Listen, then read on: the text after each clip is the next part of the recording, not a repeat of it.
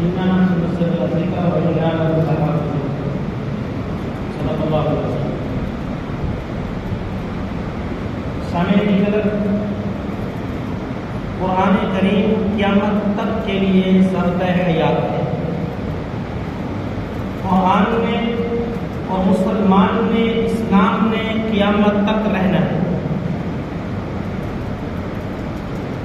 میرے بھائیوں، اسلام سے پہلے یہ جتنا عرب ہے یہ اپنے آپ کو قادر الکلام کہتے تھے، اور اپنے علاوہ جتنے لوگ ہیں ان کو عجمی یعنی گونگا کہتے تھے۔ مطلب یہ کہ ہم بات کرنا جانتے ہیں، ہمارا کلام کلام ہے، اور یہ ہمارے علاوہ جتنے لوگ ہیں ہمارے کلام کے مقابلے میں یہ گویا گونگے ہیں، یہ کوئی کلام کر ہی نہیں سکتے۔ انہوں نے کچھ تحریریں لکھی ہوئی تھیں، ان تحریروں کو بیت اللہ کے ساتھ لٹکایا ہوا تھا، ان کو معلقات کہا جاتا تھا، معلقات لٹکائی ہوئی تحریریں۔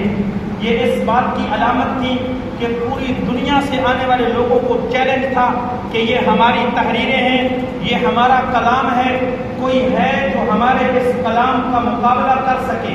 میرے بھائیوں، پھر قرآن کا نزول شروع ہوا۔ قرآن کریم کی سب سے چھوٹی سورت کوثر نازل ہوئی۔ نبی علیہ السلام نے صحابہ کو حکم دیا اس سورت کو لکھو اور بیت اللہ کے ساتھ جا کر لٹکا دو۔ میرے بھائیوں، صحابہ کرام نے سورت کوثر کو لکھا اور بیت اللہ کے ساتھ لٹکا دیا۔ صبح کے وقت وہ لوگ آئے جنہوں نے ان تحریروں کو لکھا ہوا تھا، سورت کوثر کو پڑھا، کہنے لگے انا اعطیناک الکوثر فصلی لربک وانحر ان شانئک ھو الابتر، اور ان کی زبان سے جو ساختہ نکل گیا ان ھذا الکلام لیس ببشر، کہ یہ جو کلام ہے یہ کسی انسان کا کلام نہیں ہو سکتا، اور پھر اپنی تحریروں کو اتارا اور وہاں سے نکل گئے۔ یہ اس بات کی علامت تھی کہ ہم اس قرآن کا مقابلہ نہیں کر سکتے۔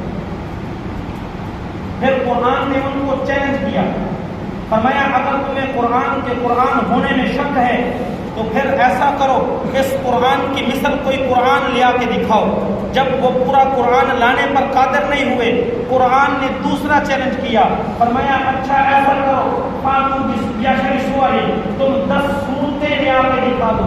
لیکن جب وہ 10 صورتیں بھی نہ لا سکے تو اللہ کی ذات نے قرآن کریم میں تیسرا چیلنج کیا، فرمایا فاتو بسورۃ مثلی، اچھا تم قرآن کی کوئی چھوٹی صورت بھی لا کر دکھا دو۔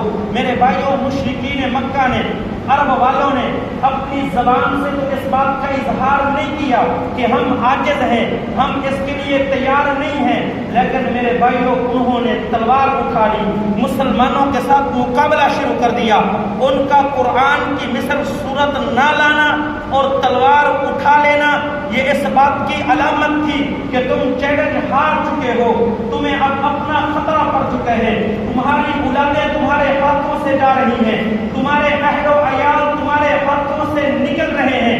قرآن اپنی حقانیت کے ساتھ، اسلام اپنی حقانیت کے ساتھ پھیلتا چلا جا رہا ہے، اس لیے تم نے تلوار اٹھائی، لڑنے کے لیے تیار ہو گئے۔ معلوم ہوا تم نے اپنی شکست کو تسلیم کر لیا۔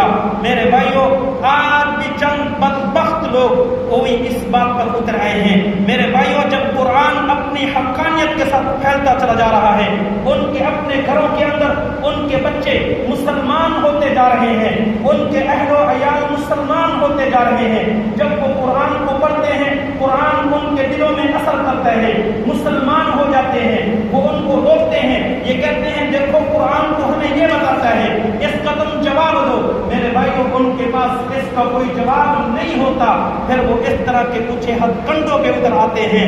میرے بھائیوں، پھر قرآن کریم کی بے حرمتی کرنے لگتے ہیں۔ عید والے دن میرے بھائیوں قرآن کریم کو آزادی اظہار رائے کے نام پر جلایا جاتا ہے۔ ہم کہتے ہیں یہ اس بات کی علامت ہے تم نے اپنی ہار کو تسلیم کر لیا، یہ اس بات کی علامت ہے تم اس قرآن کا دلیل کی دنیا کے اندر مقابلہ نہیں کر سکتے، تم نے تسلیم کر لیا۔ قرآن حقانیت کے اندر لا ریب ہے، اس کے مقابلے میں کوئی کتاب نہیں ہے، تم اس کا مقابلہ نہیں کر سکتے۔ جب تم تمہاری اولادیں، تمہارے اہل و عیال، تمہارے رشتے دار تمہارے ہاتھوں سے نکلتے چلے جا رہے ہیں، تو پھر تم اس طرح کے اونچے ہتھ کنڈوں پہ اترتے ہو۔ مسلمانوں کو دلی تکلیف پہنچانے کے لیے قرآن کی بے حرمتی کرتے ہو۔ میرے بھائیوں، یہ جو انہوں نے سویڈن والوں نے، تھائی لینڈ والوں نے قرآن کریم کی بے حرمتی کی، ہم یہ سمجھتے ہیں یہ انہوں نے اپنی شکست کا اعلان کیا ہے، یہ ان کی شکست ہے، لیکن میں سلام پیش کرتا ہوں ان اسلامی ممالک کو جنہوں نے انتہائی قسم کا قدم اٹھایا، ان کے سفیر کو دھکا دیا، ملک بدر کر دیا اور اپنے سفیر کو وہاں سے بلایا، تعلقات سارے کے سارے ختم کر دیے۔ میں ان نوجوانوں کو بھی سلام پیش کرتا ہوں جنہوں نے اسلام کی حرمت کے لیے، اسلام کی محبت میں، قرآن کی محبت میں اپنے گھر سے باہر نکلے، اپنا احتجاج ریکارڈ کروایا۔ میرے بھائیوں، میں ملک پاکستان کا رہائشی ہوں، میرے اور آپ کے ووٹ سے ہماری حکومت بنتی ہے۔ پارلیمنٹ کے اندر جو اس وقت ہمارے نمائندگان موجود ہیں، پارلیمنٹ کے اندر جو ہماری حکومت موجود ہے، میں ان سے مطالبہ کرتا ہوں کہ جو کچھ تم نے اقدامات کیے ہیں ہم ان کو تسلیم کرتے ہیں۔ انتہائی سخت قسم کے آپ نے بیانات جاری کیے، ہم ان کو تسلیم کرتے ہیں۔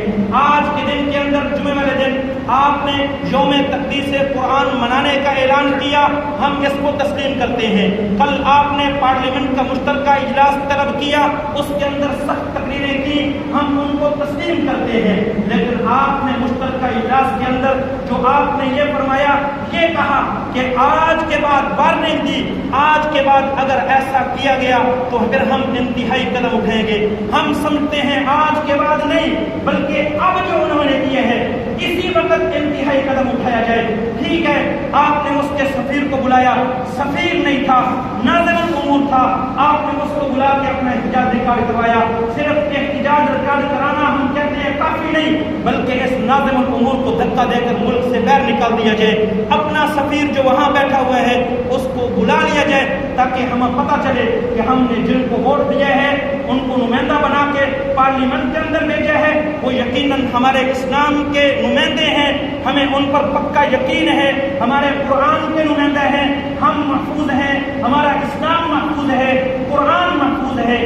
ہم یہ چاہتے ہیں کہ فی الفور انتہائی قدم جو ہے وہ اٹھایا جائے۔ دعا ہے خدا کی ذات مجھے اور آپ کو قرآن کی حرمت کے لیے، جو ہے وہ سب کچھ لٹانے کی توفیق عطا فرمائے۔ میرے بھائیوں، مجھے اور آپ کو چاہیے کہ قرآن کو سمجھیں، قرآن پر عمل کریں اور اس کے مطابق زندگی گزارنے کی اللہ کی ذات توفیق عطا فرمائے۔ وما علینا الا البلاغ۔